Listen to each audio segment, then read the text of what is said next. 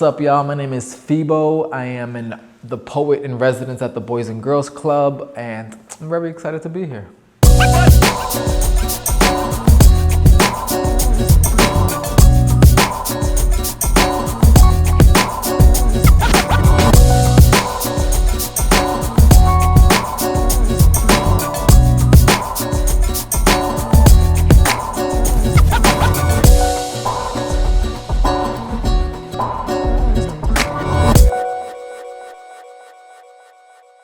Me being here regularly allows for there to be trust built between the young people and me. Even if the young person is not necessarily in my program, they see me around and are then willing to, like, they know that I'm the poetry guy or whatever, right? And then maybe they're willing to join, or they're willing to listen. I've had a few folks that didn't come to my workshops but would find me and read poems to me, right? And like that, like being here, having like me, the times that I was here and the young folks knew it, it gave them an opportunity to like then bring something to me even if they didn't create it in the class. And I remember having a young person, she shared this poem, and we had this long discussion on the couch that didn't touch anything having to do with the craft of the poetry. Whenever a young person brings a poem to me, I always ask 3 questions immediately. And the first one is always like, just talk to me about the piece. Like, what inspired it? Where did it come from? What made you want to write it to begin with?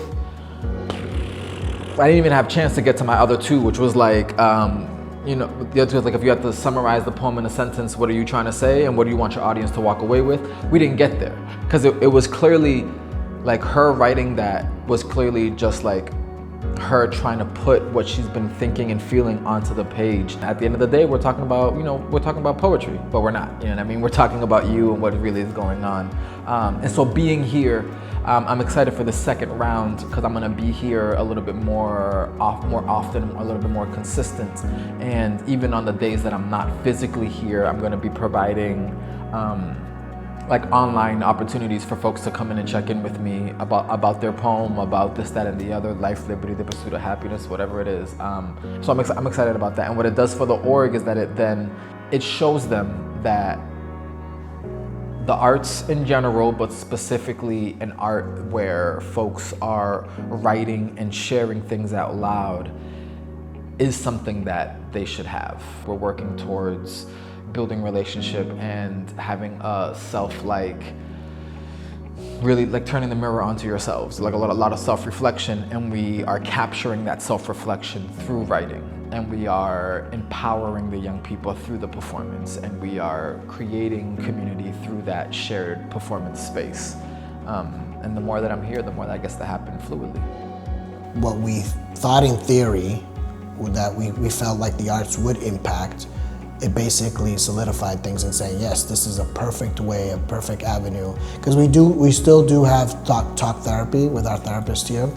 But even, I think that team was looking for different outlets, and this was a perfect way of getting our kids to start talking about how they're feeling without necessarily calling it therapy, right? And then hopefully, as we're building a relationship with the kids, if they wanted to have more structured therapy, that's something that we can do. So I think it's opened our minds to the different opportunities, but it's also given us an opportunity to think about how we could expand the program overall throughout the organization.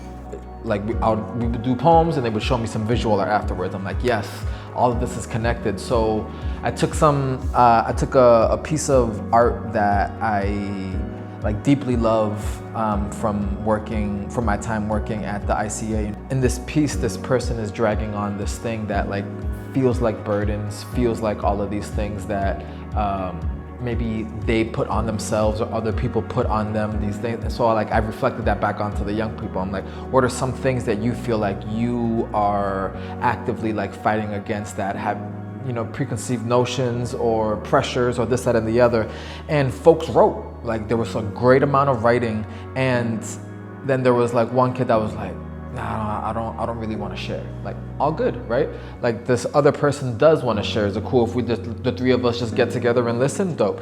They shared, we had a conversation, and the kid was like, all right, I'll share. And what it was an honest expression of what the young person was feeling. Like, even on the paper itself, I think he wrote something like I feel so alone, and started writing it so many times, and it even like started to like the pen itself like literally started to bleed on the paper. It was like the most like perfect metaphorical thing ever. But then the other kid that was there just started talking to him about like, you know, I also feel some of that as well. Like, you just so you know, like I'm glad you shared that, because that's something that I've been thinking about. Me and my friends were talking about that the other day. And so there was this moment of like, in sharing out loud this thing that you like, that they created, that they were felt so guarded about. In sharing it, they were able to then actually like feel seen and be like, and feel heard and be like, oh yeah, you're also going through that?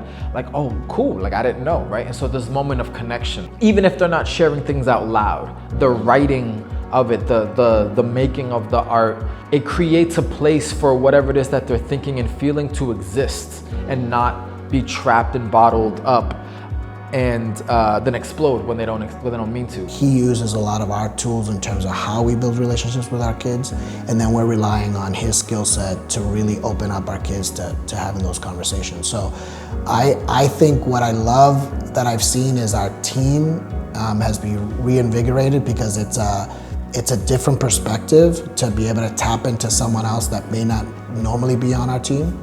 A lot of conversations around, oh, I'm not an artist, I can't do that, have turned into, oh, I didn't realize I could do that.